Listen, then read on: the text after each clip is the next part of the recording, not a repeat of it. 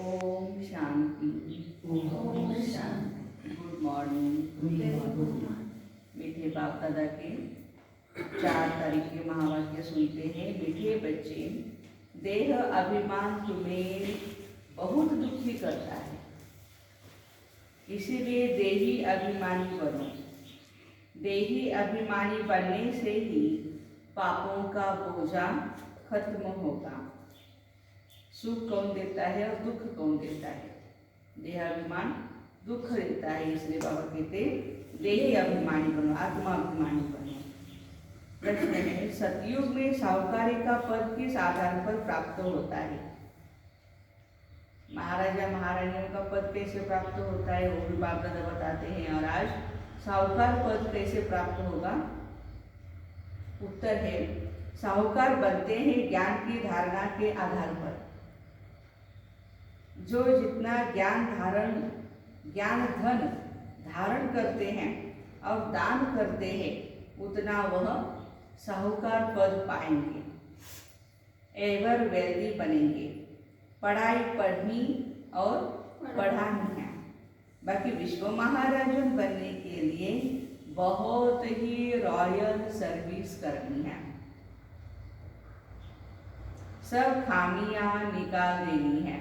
विश्व महाराजन बनने के लिए भी रॉयल सर्विस करनी है, रॉयल चलन रखनी है और सब खामियां निकाल देनी है। पूरा देही अभिमानी बनना है। बड़े धैर्य और गंभीरता के साथ बाप को याद करना है। धैर्यता और गंभीरता। गीत है, धीरज धर मनुआ सुख के दिन आए कि आए। ओम शांति। यह किसने कहा धीरज धर मनुआ? बाप ने कहा बच्चों को धीरज धरो। सारी दुनिया को नहीं कहा, पर बच्चे तो सभी है, परंतु सब बैठे तो नहीं है यहाँ। बच्चे ही जानते हैं बरोबर यह दुख धाम बदली हो रहा है। सुख धाम के लिए हम पढ़ रहे हैं, वह श्रीमत पर चल रहे हैं, बच्चों को धीरज भी देते हैं। वास्तव में सारी दुनिया को गुप्त धीरज मिल रहा है। तुम समझते हो हम सन्मुख सुनते हैं, सब तो सुनते नहीं है ना। वह बेहद का बाप है, बेहद का सुख करता दुख हरता है। दुख हरकर सुख का रास्ता बताता है। तुमको जब सुख होगा तो दुख का नाम निशान नहीं होगा। सतयुग में सुख की दुनिया को सतयुग और दुख की दुनिया को कलयुग कहा जाता है। यह भी बच्चे जानते हैं, सतयुग में संपूर्ण सुख, सो भी 16 कला संपूर्ण। जैसे चंद्रमा भी 16 कला संपूर्ण होता है पौर्णिमा के दिन, फिर कला कम होते होते अमावस पर कितनी छोटी सी उसकी किनारे रह जाती है। प्रायः अंधियारा हो जाता है। 16 कला संपूर्ण, तो संपूर्ण सुख भी होगा ना। कलयुग में है 16 कला अपूर्ण, तो फिर दुख भी होता है। ये सारी दुनिया को माया रूपी ग्रहण लग जाता है। इसलिए बाबा कहते हैं तुम्हारे में जो देह अभिमान है, पहले पहले उनको छोड़ो। यह देह अभिमान तुमको बहुत दुख देता है। बाबा कहते हैं देह अभिमान बहुत दुख देता है, पहले पहले इनको छोड़ो। आत्मा अभिमानी रहो तो बाप को भी याद कर सकेंगे। फायदा क्या होगा?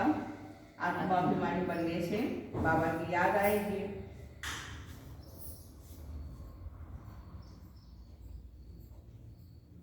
देह अभिमान में रहने से बाप को याद नहीं कर सकते हैं। यह आधा तरफ का देह अभिमान है, 1-2 दिन का नहीं है। 2500 साल से उसको पाला पोसा है, जो अभी बहुत हमको नुकसान कर रहा है या दुख दे रहा है। तो बाबा मीठे बाबा कहते हैं इस अंतिम जन्म में देही अभिमानी बनने से एक तो पापों का बोझा खत्म हो जाएगा, और क्या होगा? फिर 16 कला संपूर्ण सतो प्रधान बनेंगे। बहुत देह अभिमान की बात को भी समझते नहीं है। मनुष्य को दुखी करता है देह अभिमान। कौन दुखी करता है? देह अभिमान। पीछे है विकार, देही अभिमानी बनने से यह सब विकार छूटते जाएंगे, नहीं तो छूटना ही मुश्किल है।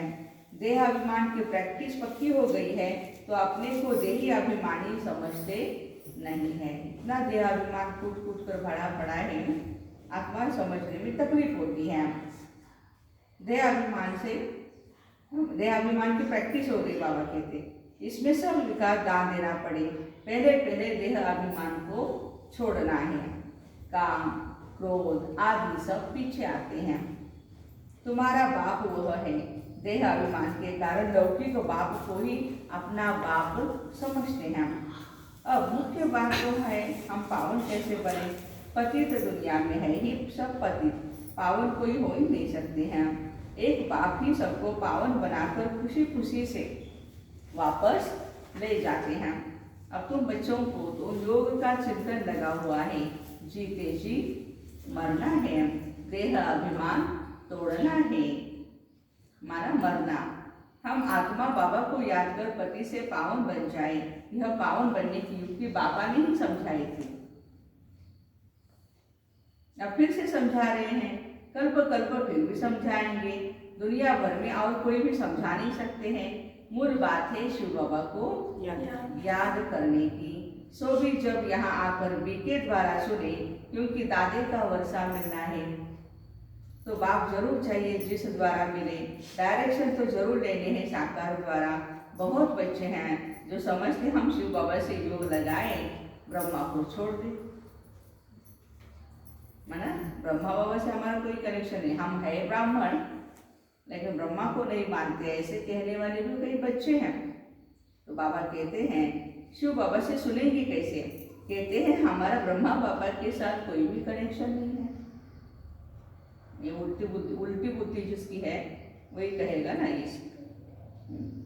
अच्छा तुम अपने को आत्मा समझो, शिव बाबा को याद करो, घर जाकर बैठ जाओ। घर जाकर बैठो बाबा कहते हैं। परंतु ये जो नॉलेज मिलती है सृष्टि चक्र की, वो कैसे सुनेंगे। यह समझने बिना सिर्फ याद कैसे कर सकेंगे। ज्ञान तो इन द्वारा ही लेना पड़ेगा, ब्रह्मा बाबा के द्वारा ही ज्ञान लेना पड़ेगा। फिर कभी भी ज्ञान तो नहीं मिल सकता है ना। रोज नई नई बातें बाप द्वारा ही मिलती है। बिना ब्रह्मा और ब्रह्मा कुमारियों के कैसे समझ सकेंगे। ये सब सीखना पड़े। बाबा कहते जो घर बैठकर पुरुषार्थ करे कर्मातीत अवस्था को पाने का, तो हो सकता है मुक्ति में जाए, जीवन मुक्ति में जा न सके। क्योंकि जीवन मुक्ति में जाने के लिए रोज सेंटर पर आना पड़ेगा, बाबा की मुरली सुननी पड़ेगी, धारणा करनी पड़ेगी, सेवाएं करनी पड़ेगी। ज्ञान धन धारण कर और दान करेंगे तो धनवान बनेंगे, नहीं तो एवर व्यक्ति कैसे बनेंगे। मुरली का आधार जरूर लेना पड़े। पढ़ाई तो पढ़नी है ना। ऐसे बहुत आएंगे, सिर्फ लक्ष्य लेकर जाएंगे मुक्ति में। तुम सब मनुष्य मात्र को समझाते हो, तुम सिर्फ शिव बाबा को याद करो तो सतो प्रधान पवित्र बन जाएंगे। फिर जब ज्ञान धन ले तब सतयुग में साहूकार बनेंगे। ज्ञान के धन से ही साहूकार बनेंगे, नहीं तो मुक्ति में जाकर फिर भक्ति मार्ग के समय आकर भक्ति करेंगे, किसका कल्याण कर नहीं सकेंगे। क्योंकि मनुष्य को देवता बनने के लिए ज्ञान जरूर चाहिए। ज्ञान सुनकर फिर सुनाना भी है।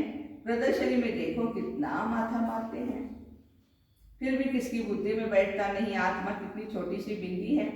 हर आत्मा को अपना अपना पाठ मिला हुआ है, ये तुम अभी जान गए हो। सब मनुष्य मात्र पाठधारी है। एवरीवन इज दैट पाठधारी है सभी। यह बना बनाया खेल है।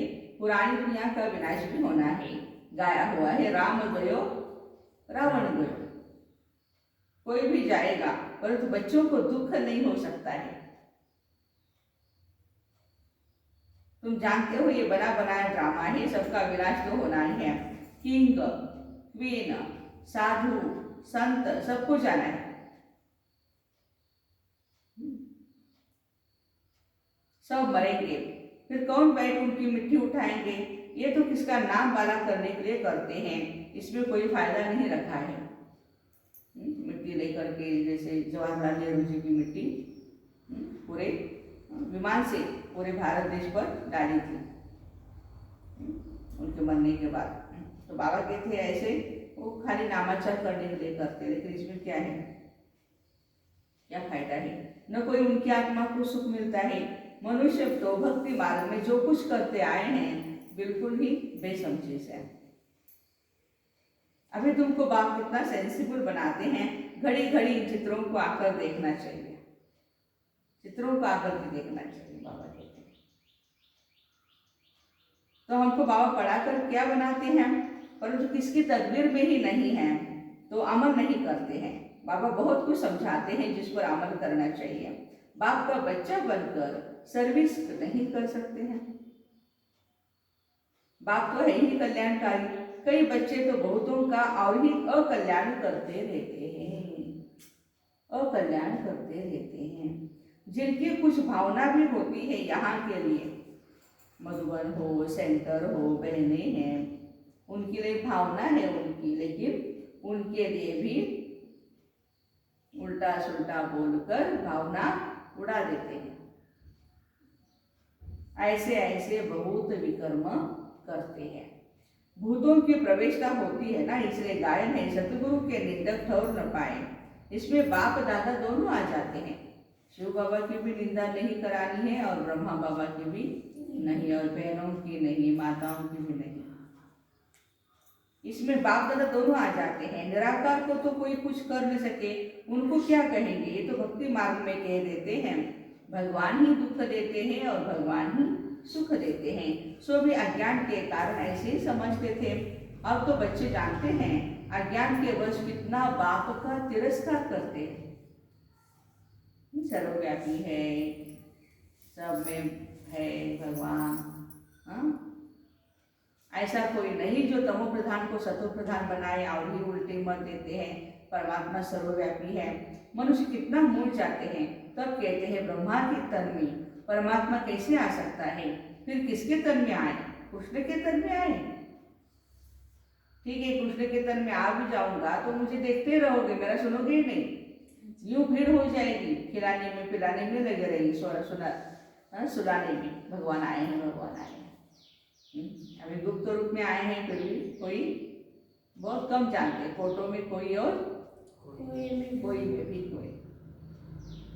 तो फिर ब्रह्मा कुमार कुमारियां कैसे बने, कृष्ण के तन में आएंगे तो कृष्ण कुमार होंगे, ब्रह्मा कुमार नहीं। वह तो फिर दैवी कुमार कुमारियां बन जाएंगे। ब्राह्मण तो जरूर ब्रह्मा कुमार और कुमारियां होंगे। ब्राह्मणों के बिना तो बाबा कुछ भी कर नहीं सकते, इसलिए इनका चित्र तो जरूर देना पड़े ब्रह्मा बाबा। यह ब्रह्मा भी ब्राह्मण है। प्रजापिता ब्रह्मा तो चाहिए भारत में। दिन प्रतिदिन ब्रह्मा का साक्षात्कार घर बैठे बहुतों को होता रहता है। वृद्धि होती जाएगी। जिनका पाठ होगा तो फिर बहुत भागेंगे। बहुत लोग समझते भगवान कोई रूप में होगा जरूर। साक्षात्कार में परमपिता परमात्मा के सिवाय और कोई करा नहीं सकता। शिव बाबा ब्रह्मा द्वारा ही स्थापना करते हैं, ज्ञान देते हैं और ब्राह्मण धर्म रचते हैं। देखो, शिव बाबा ब्रह्मा के द्वारा ही ब्राह्मण धर्म रचते हैं। ब्राह्मणों का धर्म जरूर चाहिए, वह है ऊंचते ऊंच। प्रजापिता ब्रह्मा तो बहुत ऊंचा है ना, उनको कहेंगे नेक्स्ट टू गॉड। डॉक्टर को कहते हैं ना हम नेक्स्ट टू गॉड, ब्रह्मा है नेक्स्ट टू गॉड। आदम को खुदा मत कहो, आदम खुदा नहीं है, लेकिन खुदा की नूर से आदम जुदा भी नहीं है। सूक्ष्म वतन में दूसरा कोई है नहीं। ब्रह्मा द्वारा स्थापना होगी, बस ब्रह्मा भी देवता बन जाते हैं। 84 जन्मों के बाद फिर ब्रह्मा बन जाते हैं। ब्रह्मा सरस्वती सो फिर लक्ष्मी नारायण बनते हैं। ज्ञान ज्ञानेश्वरी फिर राज राजेश्वरी बनती है। ब्रह्मा सो विष्णु, विष्णु सो ब्रह्मा। यह बड़ी फर्स्ट क्लास पॉइंट है, इस पर बहुत अच्छी तरह से समझा सकते हो। यह ज्ञान एक बाप द्वारा ही मिलता है।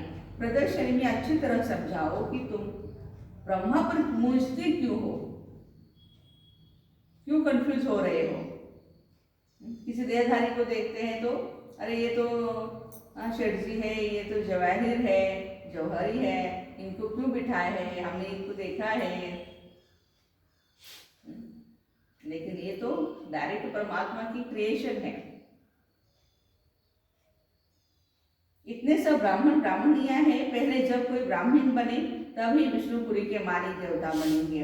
ब्रह्मा का दिन ब्रह्मा की रात मशहूर है ना, अभी है रात। ऐसे ऐसे चित्रों के सामने बैठ प्रैक्टिस करो। जिसको सर्विस करनी है उनको सर्विस के सिवाय और कोई भी विचार नहीं आएगा। सेवा सेवा सेवा, कैसे सेवा करेंगे? हाँ? कैसे भाई बहनों को यहाँ तक ले आए, कोर्स कराए उनका, कम से कम 7 दिन का कोर्स तो करे। आगे तो उसकी मर्जी है, अच्छा लगेगा तो आता ही रहेगा।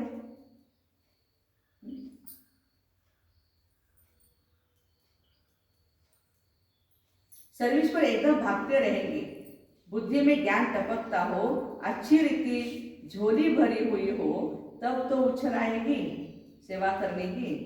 हमारे में ही ज्ञान नहीं है तो हम क्या दूसरों को सुनाएंगे फिर? सर्विस पर एकदम भागते रहेंगे, ज्ञान हो और समझा न सके ये हो ही नहीं सकता है। तब ज्ञान किस लिए लेते हैं? लेना है, दान करना है। तो ज्ञान सुनते हैं, उसको दान करना है। दान नहीं करते, आप समान नहीं बनाते तो ब्राह्मण ही क्या ठहरा? वो ब्राह्मण है ही नहीं, बाबा कहते हैं, जो आप समान नहीं बनाते और उनको। 3rd ग्रेड, 1st ग्रेड ब्राह्मणों का धंधा यह है। देखो बाबा कहते हैं यदि आप समान नहीं बना सकता है तो वो ब्राह्मण ही क्या ठहरा? 3rd ग्रेड है वो ब्राह्मण। लेकिन 1st ग्रेड ब्राह्मणों का धंधा क्या है? ज्ञान धन देना और उनको दान करना। बाबा रोज बच्चों को समझाते हैं सर्विस और डी सर्विस यह बच्चों से ही होती है। आज गहरा राज बाबा सुना रहे हैं। सर्विस भी मेरे बच्चे करते हैं और डी सर्विस भी मेरे ही बच्चे करते हैं। अगर सर्विस नहीं करते हैं तो जरूर वो डी सर्विस ही करते होंगे। अंडरस्टूड है? कहाँ जाकर सेवा नहीं कर रहे हैं तो बाबा कहते कहीं ना कहीं बैठकर वो डी सर्विस कर रहे हैं। अच्छे अच्छे बच्चे कहाँ भी जाएंगे ना तो जरूर सर्विस ही करेंगे। अच्छे अच्छे बच्चे जहाँ भी जाएंगे सर्विस ही करेंगे। जब ज्ञान कंप्लीट हो जाएगा तो कोई अनन्य बच्चों से दूर नहीं होगी, तभी माला के दाने बनेंगे। मुख्य है 8 दाने, इम्तिहान भी बड़ा भारी है। इतना बड़ा पद लेना है तो इसका एग्जाम भी, परीक्षा भी आएगी ना, बहुत बड़ी है परीक्षा।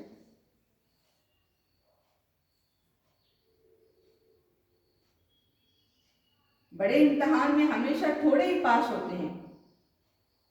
बड़े इम्तिहान में थोड़े ही पास होते हैं क्योंकि गवर्नमेंट को फिर उसको नौकरी देनी पड़ती है और वो भी 1-2 रुपए की नहीं, लाखों रुपए के अंदाज में उसका सैलरी होता है, पगार होता है।